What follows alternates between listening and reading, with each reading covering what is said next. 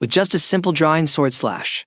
The woman known as the Sword Saint was left utterly shocked. It looked as though Ronan had only swung his sword once, but in truth, he had executed 3 separate strikes. He intentionally slowed down the final slash to its absolute slowest, as if mockingly afraid that none of the professors from the Empire's top academy would be able to perceive it.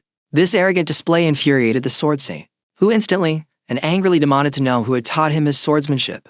However, Ronan had never systematically studied swordplay. All of his skills were forged and honed through hundreds of brutal battles in his past life. The only reason Ronan was able to return to the present was due to a single kiss from a specific woman. In his past, 3 incredibly powerful 4-winged giants suddenly descended upon the world, sitting deep within the Empire's borders. It took them only a week to destroy more than half of the territory. To hold back the giants, Ronan's disciplinary unit was entirely wiped out. After exhausting every ounce of his strength to kill the final giant, Ronan's own life reached its end. Looking at the tragic scene before him, his heart was filled with desolation. Just then, a strange voice abruptly echoed, noting that they hadn't expected such a powerful human to exist there. Terrified, Ronan turned to find that the source of the voice was actually the dying giant. Infuriated, Ronan stepped hard on its face, retorting that half the Empire had been turned into a graveyard because of them, so why wasn't it dead yet? He then mockingly asked if the giant knew how the other 2 had died, one burned to ashes by a red dragon's flame, and the other eternally sealed by a magician. Expecting these words to enrage the giant, Ronan was surprised when it remained unfazed. The giant told him not to describe the truth with shallow words, explaining that the children of the new model could share senses. It already knew how the others died, and that the people fighting them had also been completely annihilated. With no more powerhouses left on this land, the world they fought so hard to protect would eventually be swallowed by starlight. Before it could finish, Ronan severed its head with a single stroke and began to wander aimlessly, wanting to see more of the world in his final moments, dragging his heavily injured body toward a faint sound. He was shocked to find General Adizan still alive, providing a small glimmer of comfort. The general anxiously asked if the war had been won. Upon learning that Ronan had slain the last giant, the general felt an immense sense of relief and thanked him. Ronan took the opportunity to ask for a proper burial for his fallen comrades, noting that while the bodies of disciplinary soldiers were usually discarded, they had fought excellently and deserved an honorable rest. The general admitted that he could barely hold on. Ronan began coughing violently, remarking that his own state was a matter of surviving second by second, and expressed deep regret over having so many unfinished things. When the general asked what he would want to do if he could live on, a spark of light flashed in Ronan's eyes as he mentioned attending the academy. A wish of his late sister, though he doubted he would ever get the chance, expecting his family to reunite in death soon. Suddenly, the sky cleared, casting down a few rays of dawn. But both men stared upward in pure terror. An 8-winged giant had appeared in the sky, revealing that the 4-winged giants they had despaired over killing were not the limit. The 8-winged one was the true terror, accompanied by countless 4-winged followers. Despair gripped the general, as this was his 3rd time facing the giants, and it seemed to end in ultimate doom. Yet, Ronan firmly drew his sword, asking the general to cast a levitation spell to send him up for one final, desperate battle. Struck by his sudden realization, the general stood up, forcefully kissed Ronan, and transferred a bead into his mouth. He revealed it was a magical artifact capable of turning back time for times, and having used it thrice himself to rise from a small tailor to a great general, he was entrusting the final chance to Ronan, believing him to be the key to saving the world. He added a final request: if Ronan ever met his past self again, he should convince him to just honestly remain a tailor. When Ronan next opened his eyes, he found himself back in the hometown of his youth. Looking at the familiar surroundings, he found it difficult to accept that the general's words were true. With 10 years left before the giant's descent, he wondered if he could really change things alone. Suddenly realizing something, he grabbed a tree branch and rushed toward his home. Along the way, a group of bullies caught his attention. Looking closely, Ronan was shocked to see that the bullied child was not tied up with ropes, but was actually being levitated in the air using magic. It was hard to believe that such a rare, high-level talent, uncommon even on the battlefield, existed in this tiny village. The blonde leader of the bullies was demanding money from the boy, who tearfully replied that all his money had been used to buy medicine for his sick mother. Furious, the blonde ordered the magic-using boy to dangle him higher into the sky, but the kind-hearted Ashel hesitated. Before anything else could happen, Ronan intervened and had Ashel lower the boy. The blonde leader grew irritated by the interference, but Ronan ignored the garbage, pulled Ashel aside, and demanded to know where he had learned telekinesis. Ashel timidly admitted he had taught himself using a cheap magic book, bought from a traveling merchant. Ronan was astonished that someone could achieve such proficiency with a cheap book. His instincts told him that Ashel would be a vital asset against the giants. Just then, The enraged blonde pulled out a sword and lunged at Ronan. Ronan instantly spotted the flaws in his opponent's posture, despite the power behind the swing. The technique was atrocious. Sidestepping effortlessly, Ronan evaded the attack, causing the blonde leader to panic internally, though he tried to dismiss it as mere luck, demanding Ronan kneel and beg for mercy or risk losing an arm. He even crudely mentioned how he would take care of Ronan's beautiful sister. Before the words could fully leave his mouth, the blonde bully's ear was sliced off. Ronan had not been this furious in a long time. His sister was his ultimate red line, and he would tolerate no one insulting her. The display terrified the remaining lackeys, who realized Ronan could wield a mere branch with the lethal force of a sword. Knowing they were completely outmatched, they surrendered all their money to the bullied boy and fled in humiliation. Ronan then unilaterally made a pact with Ashel to meet at that exact spot in 3 days, warning him that if he failed to show up, Ronan would come looking for trouble. Returning home, Ronan hesitated at the doorstep, gripped by fear and uncertainty about how to face his sister, especially since in his past life, he had failed to see her one last time before her death. When they finally locked eyes, Ronan simply said, "I'm back," and handed her her favorite flowers. Overjoyed and surprised to receive a gift from her usually stubborn brother, she excitedly asked if she should cook extra dishes, forcing Ronan to wave his hands in frantic refusal. At the sight of an overwhelming 18-dish feast, after dinner, Ronan expressed his desire to attend the academy, which thrilled his sister since she had long dreamed of sending him there. After repeatedly confirming his sincerity, she happily bounded over to a corner, rummaged through some storage, and pulled out a large jar filled to the brim with gold coins. Ronan was stunned by the small fortune, but when his sister proudly explained she had saved it to surprise him, he sheepishly noted it still wouldn't be enough for where he wanted to go.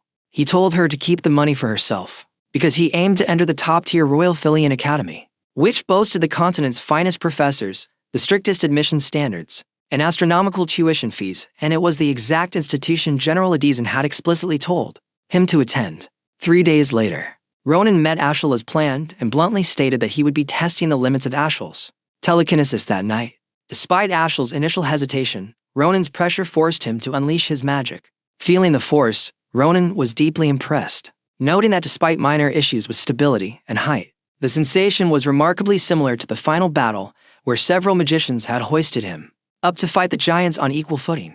Recognizing how rare telekinetic talent was, Ronan felt ecstatic about such an incredible starting advantage. As Ashel's hands began to tremble from exhaustion, Ronan asked him to hold on just a bit longer so he could confirm one final thing.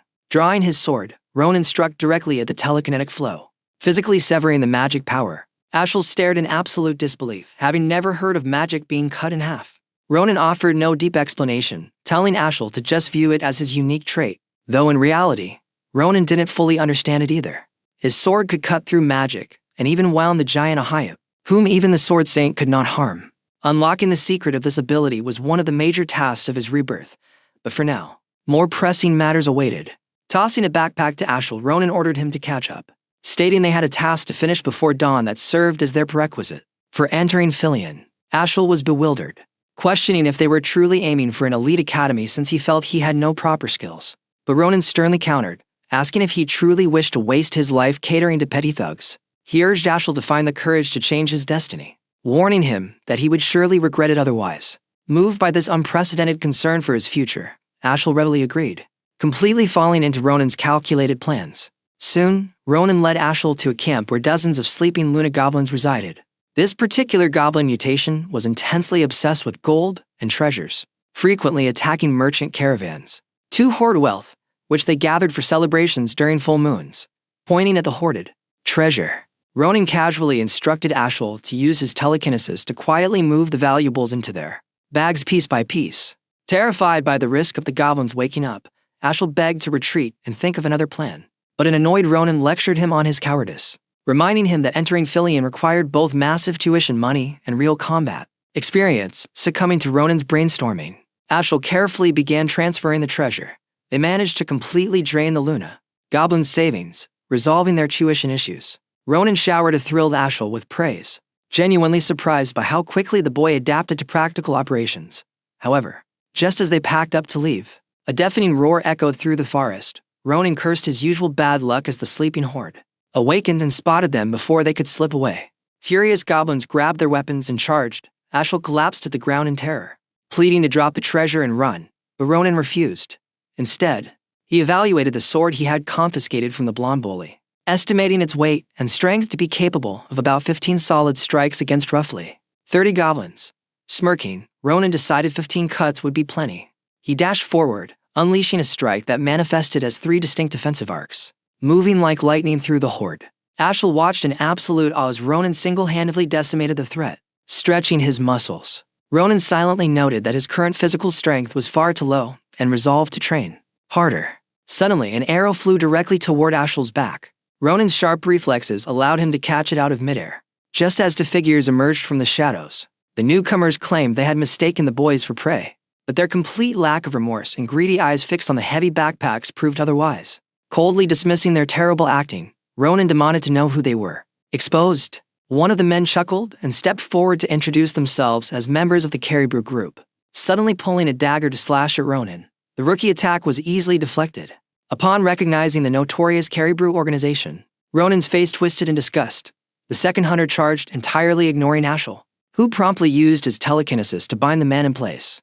Delighted by his partner's performance, Ronan snatched the first man's dagger and unleashed a flurry of dozens of precise slashes. Within an instant, reducing the criminal to pieces before he could utter another word. Horrified by the sheer brutality, Ashel questioned if such overkill was necessary. But Ronan pragmatically explained that showing mercy to ruthless poachers who murdered and plundered without remorse was a crime in itself. Just then, a remote communication magic device on the bodies activated, emitting the voice of a man named Baron, a researcher of Phantom Beast in the Imperial capital and the protector of a missing dream bird. After Ronan explained the situation and used his sword to shatter the shackles on the captured dream bird, the creature was deeply moved, affectionately nuzzling him. Baron explained over the device that this was the bird's way of offering a special feather before its departure, which possessed the unique trait of acting like a compass pointing directly toward the bird itself. Baron invited them to look him up whenever they arrived in the capital, so he could properly repay their kindness. The bird then shot into the sky like an arrow toward the capital, leaving Ronan astonished by its speed, prompted by Ashel. Ronan noticed that the bird had left a strange, durable egg-like object in his hand, which had easily shattered a massive boulder when he previously tossed it away in confusion. The next morning, they took their spoils to the market. A merchant valued their collected jewelry at a generous 20 gold coins, making Ronan realize their previous trading options had been complete scams. With all the treasures liquidated, they finally amassed the astronomical tuition fee for Filion. Ronan then asked the merchant to evaluate the strange object left by the dream bird. But despite staring at it intently for several minutes, the experienced merchant could only scratch his head in confusion, forcing Ronan to resolve to ask Baron in the capital. When Ronan inquired if there were any books available regarding the Filion Academy exams, the merchant's eyes lit up, mentioning that his own daughter was also preparing for the test. He called out to his daughter, Malia, but the moment Ronan heard the name, his entire body froze. Rushing over to her, he asked if her middle name was Sane. Confused, she nodded, wondering how he knew. Ronan fell into deep thought, recalling that the Malia he knew from his past life as a disciplinary soldier was distinctly a heroic, hypermasculine officer who was widely popular for his decisive and bold nature. Completely bewildered by her current appearance, Ronan leaned in and bluntly asked if she was actually a man. Insulted and enraged by the question, Malia delivered a devastating slap across his face. Far from being angry, Ronan actually smiled through the intense pain, finding the familiar, brutal force perfectly consistent with the short-tempered supply officer he remembered in his past life. Malia had always flown into a violent rage whenever the men cracked crude locker room jokes, handing out slaps to everyone. That enduring mystery was finally solved, though tragically, Malia had died before him in the war. Seeing Ronan start to chuckle, Malia's fury burned hotter as she lunged to teach him another lesson. Ronan didn't give her the chance, planning a firm punch on her head to stop the escalating assault, which only prompted her to execute a vicious headbutt to his jaw.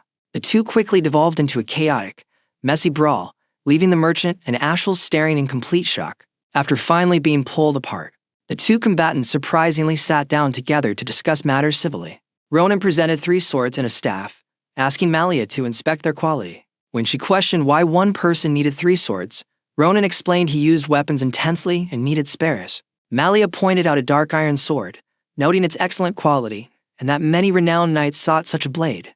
Turning her attention to the staff, she assumed Ashel must be a precious magician and asked about his specialty. When a flattered Ashel sheepishly revealed his telekinetic abilities, Malia reacted dramatically, noting that a telekinetic user was practically guaranteed a scholarship at Filion. She then asked Ronan what kind of magical combat method or technique he planned to display for the practical portion of the exam.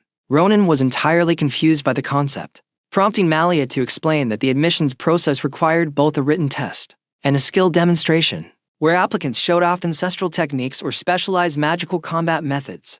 When Ronan compared magic perception to mere aura, Malia felt like she was explaining calculus to a toddler. To give him a reality check, she grabbed his short swords and initiated a harsh training session, promising to pay him back threefold if she broke his weapons. She explained that magic is the foundational natural energy of the universe, and while a typical genius might take a year of intense training just to perceive it, Philian applicants were expected to master unique applications of it. Furthermore, true aura mastery required over a decade of excruciating effort, making Ronan's complete ignorance seem utterly delusional. Ronan realized he had faced aura users on the past battlefield. Though they were tricky, they had all ultimately fallen to his blade. Before he could ponder further, Malia activated her magical combat method and lunged at him with incredible speed. Ronan effortlessly blocked the surprise strike and threw her back with a single counter swing. Malia was stunned. She had intended to make him realize his limitations before he embarrassed himself at the exam. Yet she was being completely suppressed by a kid who claimed he couldn't even perceive magic. Seizing the opening, Ronan shattered her short swords into countless fragments with a powerful shockwave. Leaving a stunned Malia behind, Ronan warned her not to forget her promise of reimbursement. The next day, Ronan received enough money to replace his weapons, along with a comprehensive collection of past exam questions and study guides curated by Malia, who had to leave town early for business. In the weeks that followed, Ronan spent his days cramming for the written test and his nights hunting magical beasts to condition his physical body. When the month passed, Ronan and Ashel finally arrived at the majestic, palace-like campus of Philian Academy. While Ashel gawked at the architecture, Ronan checked the dream bird's feather, which began vibrating violently toward the main building. Tracking the signal, they peered through a window, accidentally terrifying Baron and the dream bird inside. Once Ronan held up the tracking feather, a relieved Baron welcomed his saviors, revealing himself to be a rare lion beastman and a renowned professor at the academy. Upon learning they were applicants, Baron regretted not writing them recommendation letters but assured them he would help, even if they failed. Ronan brushed off the bad omen and presented the dream bird's egg. Baron explained with immense gravity that a dream bird only lays one egg in its lifetime, and it absorbs the elemental magic of its environment to determine what kind of unique creature will hatch. However, the specific egg contained a boiling, chaotic vortex of countless different magics, making its future form entirely unpredictable. Baron then carefully entrusted the priceless egg to Ronan, believing the bird had chosen him for a reason. To assist with its development, Baron handed over a magical scroll detailing a location rich in primal energy. Leaving the professor, Ronan headed directly to the martial arts practical testing arena. Sitting before him were 5 esteemed judges, including the Academy's headmaster, the Archmage Kratit, and the legendary former sword saint, Enraged, instructed to demonstrate his technique against a highly advanced Magitech training dummy, capable of resisting aura and rapidly self-repairing. Ronan drew his sword and casually announced he would perform a standard rapid slash. 2 of the judges openly laughed, noting that even the top-rated genius of the year, Shuralipin, could barely leave a scratch on the piece of machinery. The headmaster worried Ronan might freeze under the mockery, but his expression hardened as he sensed a terrifying pressure radiating from the boy. Moving with blinding speed, Ronan executed his strike and immediately sheathed his weapon, announcing his demonstration was over. The laughing judges began mocking the seemingly plain single strike, but the headmaster sat frozen in shock, and Enraged leaped down from the platform, pressing a blade directly against Ronan's throat to furiously demand who had taught him that swordplay. Ronan played dumb, prompting Enraged to ask if he realized what he had done. She pointed out that within the span of a single breath, Ronan had actually unleashed 3 consecutive strikes, but had intentionally slowed down the final horizontal slash. Ronan felt sheepish, as he had only slowed down the final hit because his low-quality sword couldn't handle the structural stress of the move, but he kept quiet knowing the truth sounded too absurd. While the other judges looked down in shame because they hadn't even seen the multiple hits, Enraged sheathed her blade and walked back, declaring she would personally handle his education. The headmaster smiled, realizing she had effectively claimed the boy as her disciple. Before dismissing him, the headmaster asked a final subjective question. What did Ronan wish to learn most of Philian? Reflecting on his tragic past life, Ronan answered with absolute conviction that he wanted to learn how to live without regrets. As soon as Ronan exited the room, the Magitech dummy suddenly developed massive fractures and shattered cleanly in half, leaving the remaining professors utterly terrified by the unprecedented destruction. Outside, Ronan smiled, realizing the general had been right to send him here, though he knew he still had a long way to go to match Enraged's true peak. Confident in his survival, he went to check the exam results after a month of intense studying, only to sink into deep despair. Despite Malia and Ashel's confusion, it turned out Ronan had only studied a fraction of the actual curriculum, because he hadn't noticed the mountain of books hidden deeper in his bag. Malia consoled him, noting that practical scores carried far more weight. Suddenly, a massive magical circle appeared in the sky, revealing the rankings. Ashel had ranked 12th in practical magic, and tied for first in the written exam, while Malia ranked 9th across both. As they celebrated, Ronan stared blankly at the board, unable to find his name anywhere. Just then, the Academy's ceremonial phoenix unleashed a massive fireball that exploded directly in front of Ronan.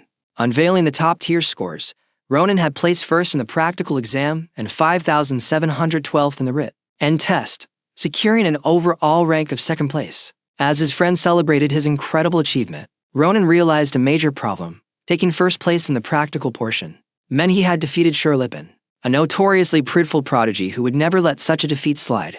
Before Ronan could escape, a cold voice echoed from behind. Sherlippen, the celebrated rising star of the Empire, confronted him. Ronan tried to deny his identity, but Sherlippen lunged with a blinding thrust. Ronan instinctively blocked it, which Sherlippen noted was absolute proof of his identity. Demanding a full-on duel, annoyed by the stubborn genius, Ronan leaped back and unleashed 3 condensed sword waves. Sherlippen blocked the assault, but the sheer force left his fingers trembling. Refusing to back down, Sherlippen charged again, eager to see Ronan's hidden strength. Terrified that the fanatic might escalate to using true aura, which his current untrained body couldn't withstand, Ronan turned and ran, hilariously grabbing Ashel to use as a human shield. Sherlippen halted in disgust, condemning the dishonorable tactic of using a woman as a shield. Ronan smirked, noting the knightly principles were as predictable as ever, and threw a solid punch directly into Sherlippen's nose, loudly revealing that Ashel was actually a guy. Taking advantage of the disorientation, Ronan dragged Ashel away into the distance. When the Academy guard arrived to check on the injured young duke, Sherlippen dismissed them, insisting on handling the matter privately. Looking down at his premium sword, he was thrilled to find a visible crack along the blade, deeply excited by the discovery of such a formidable rival. The next morning, Ronan and Ashel navigated through a dense forest to locate the primal magical vein mentioned by Baron. The sheer density of the localized mana turned ordinary rocks into premium magic crystals, and Ronan's mysterious egg immediately began aggressively absorbing the ambient energy. Ashel suddenly pointed out an eerie silence in the area, noting the complete lack of wildlife despite the rich magic. Catching a faint scent of blood, Ronan realized trouble had followed them again and pushed Ashel into hiding. Just as 5 enchanted arrows shot out from the brush, Ronan sliced them apart instantly, recognizing the specialized ammunition as the trademark of elite veteran hunters from the Caribou organization. Knowing these hounds were far more dangerous than the low-level poachers he fought before, Ronan decided to use diplomacy, stepping out to claim he was a fellow ally from a different branch. The suspicious hunters confronted him, but Ronan confidently threw out internal organization names, tricking the leader into a state of confusion. Seizing the exact microsecond they lowered their guard, Ronan moved like a ghost, executing 5 clean slashes that instantly ended the lives of the poachers, and leaving their leader isolated. Holding a blade to the terrified survivor's throat, Ronan forced him to map out every single known Caribou base in the region. Once the map was secured, the crying hunter begged for his promised mercy, but Ronan coldly executed him, noting he was often a man of empty promises. Suddenly, the egg in his bag began violently shaking and flew out toward the pool of fresh blood, greedily drinking the massive crimson waves of energy. The shell rapidly cracked open, and a small, mystical creature hatched. A small magical circle manifested above its head, instantly casting a healing spell that cleared up the residual swelling on Ronan's face. Delighted, Ronan went to name the creature, but the newborn beast suddenly alerted to a nearby presence and darted into the brush. It cornered a hidden Caribou scout who had been hiding in terror. Ronan intervened before the creature could drain the scout completely, shocked to recognize the man as Balrus, a person who would eventually abandon the poachers to join Ronan's squad in his past life. Exploiting his knowledge, Ronan offered the terrified scout a chance to live in exchange for future cooperation. Returning to the magic vein, Ronan gathered a vial of the highly prized primal spring water, which Malia's father later offered to buy for an incredible 20 gold coins per vial, guaranteeing Ronan absolute financial freedom. Since his second-place academy rank granted him a full scholarship and a handsome stipend, Ronan used his newfound wealth to move his sister, Ilir, into a luxurious mansion in the city. Ilir was initially terrified that her brother had turned to a life of crime due to the sheer opulence, but Ronan comforted her, taking her on an extravagant shopping spree across the high-end district. As they stepped out of a clothing boutique, Sherlippen was standing outside, Claiming he was merely waiting after picking up some custom equipment, the two boys immediately began trading hostile barbs until Alir stepped between them, scolding Ronan for his poor manners and warmly apologizing to the young duke. The fiercely independent and battle-hardened Sherlipin instantly blushed, his heart racing over a woman for the very first time. Stammering, he claimed he was the one at fault and handed Alir a solid gold family crest that granted unrestricted access to any elite establishment in the empire, suggesting they use it to visit the legendary 500-year-old smithing district to replace Ronan's inevitably damaged sword before running away in a fluster. Soon after, the massive opening ceremony at Filian Academy commenced. Headmaster Kratit delivered a standard lengthy speech before snapping his fingers, tearing open a spatial rift that instantly teleported the entire student body onto a massive combat arena. He announced the traditional senior-junior exchange, a brutal event where the top to freshmen could challenge any of the top for sophomores to a public duel, wanting to prove to his sister that he was fully capable of protecting himself. Ronan stepped forward and boldly challenged all for top sophomores simultaneously. The arena erupted into chaos as the for elite seniors, including the Agile Arena and the Spear Master Colin, coordinated a ruthless multi-directional assault. The heavy pressure threw Ronan back, but he maintained a confident smile, deeply impressed by their flawless teamwork. Suddenly vanishing from their sight, Ronan reappeared like a phantom, weaving through their formation and delivering heavy, disabling blows to three of them. The final senior, Bram, charged with an enormous greatsword, but as Ronan swung his blade, Bram caught a terrifying glimpse of Professor Nebaroge's signature style. Before his massive weapon shattered into pieces, the stadium erupted into deafening cheers at the historic upset. Walking over to the stunned, defeated seniors, Ronan executed a perfect 90-degree bow, humbly thanking them for holding back and allowing a rude freshman to learn from their immense expertise. The brilliant display of tact completely won over the seniors, who hoisted Ronan's hand in victory, solidifying his reputation as an elite talent who possessed both monstrous power and impeccable character. That evening, the Academy banquet hall was filled with luxury. While Ashel gawked at the food, Ronan prepared to eat until Sherlipin materialized behind him, intensely interrogating him about the security and safety of Alir's hometown. Worried about bandit raids, annoyed by the boundary crossing concern, Ronan snapped that her safety was perfectly handled unless a literal dragon attacked. Just then, Albert, the top-ranking freshman from the magical division, interrupted them, presenting Ronan with a distinct purple brooch. Ronan's eyes widened. In his past life, General Adizan had carried an identical token. It was the exclusive crest of the Arkaluja family, a powerful faction that valued pure meritocracy over bloodlines, offering elite talents a path to absolute power. The next morning, the reality of Filian's merit-based hierarchy became clear through the housing assignments. Average students received comfortable dorms. The bottom 30% were crammed into dilapidated wooden shacks, while the top 10%, including Ronan, were awarded massive, gilded private villas. Reviewing his course application form inside his luxurious study, Ronan confidently selected nearly 2/3 of the available advanced curriculum. However, his academic dreams were shattered the very next day during basic swordsmanship class when the instructor bluntly told him he was barred from attending, laughing that Ronan had mastered every single imperial form within minutes and his presence would ruin the morale of the other students. The trend continued across his entire schedule, with every single practical and hunting class granting him immediate graduation credits, leaving him entirely unoccupied.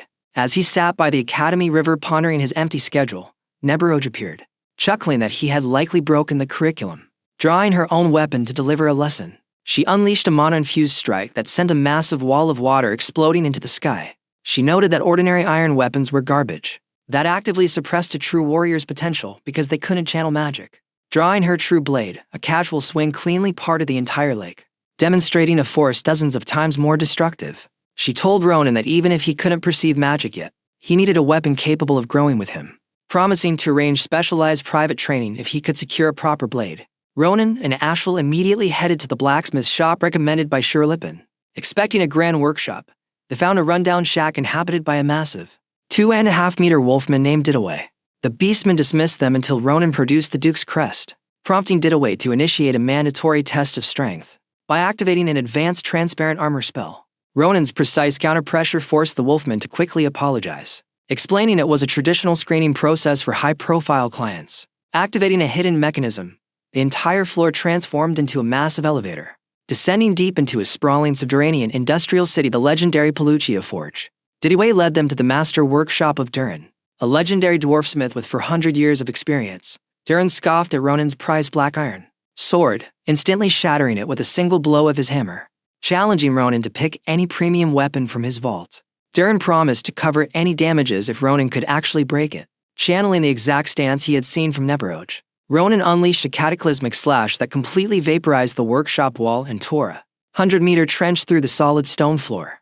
A stunned Durin realized Ronan was wielding the exact foundational technique of Enraged, proudly noting that her legendary blade had been forged on his very anvil. Thrilled to witness a once-in-a-century prodigy who could manifest such destructive force without a single drop of magic, Durin noted that standard materials like mithril would instantly break under Ronan's raw power. Ronan produced the incredibly durable Dreambird eggshell from his bag. When Durin's specialized mithril hammer failed to leave even a microscopic scratch on the shell, the master smith's eyes blazed with fanatic excitement, promising to craft the finest weapon in the entire empire within 2 weeks. He even granted premium materials to Malia and Ashel, funded entirely by Shurlipin's family account. During the 2-week waiting period, Ronan accidentally wandered near Enraged's advanced lecture hall, where the sharp-eared professor caught him by the ear, dragging him inside to join the elite upperclassmen.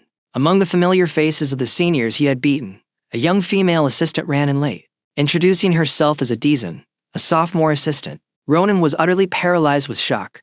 The clumsy, overly apologetic girl standing before them, who was currently acting as a glorified maid for the arrogant upperclassman, was the exact same iron-willed, legendary supreme commander who would eventually lead the entire empire's armies against the giants. When a malicious senior named Owen deliberately struck Adizan across the head with a practice spear for bringing the wrong weapon, Ronan's expression turned murderous. Gripping Owen's spear, Ronan accepted his previous challenge for a duel, declaring he would teach the trash a lesson in basic manners. Owen sneered, but a single deflective strike from Ronan shattered his weapon and sent him flying across the arena. Ronan followed up with a brutal, rapid combination that left the bully convulsing on the floor, turning his wooden blade toward the other seniors who had mistreated her. Ronan unleashed a suffocating aura that terrified the entire room. Adizan desperately threw herself between them, begging him to stop, but Ronan fiercely refused to allow anyone in the Empire to humiliate her. Suddenly, Enraged unleashed a crushing, godlike pressure that completely paralyzed Ronan's movements. She warned him that while a standard duel was acceptable, she could not tolerate a riot. Furious at her apparent bystander compliance, Ronan forced his body to break through her atmospheric pressure, pointing his wooden blade directly at the legendary sword saint. With a sigh, Enraged whispered a single command, and a manifestation of a colossal serpent completely overwhelmed Ronan's senses, plunging him into unconsciousness. In his dreams, he saw the general again during the final cataclysmic moments, recalling her tearful plea for him to never forgive her for selfishly placing the weight of the world's survival onto his shoulders. Waking up in a panic, Ronan found a deeply worried Adizan tending to him. When she explained that she had explicitly begged Enraged to ignore the student's hazing because she was a remedial student who lacked the talent to properly control magic, Ronan was stunned. Adizan tearfully admitted she endured the humiliation because she desperately wanted to fulfill her dream of becoming a great general. Remembering the general's final timeline wish for her past self to abandon the military and live a peaceful life as a simple tailor, Ronan stared at her eyes, which were completely ablaze with youthful hope and ambition. Looking at her raw determination, he found himself utterly incapable of shattering her dreams, leaving the tragic warning unspoken as he resolved to find a different path to alter her fate.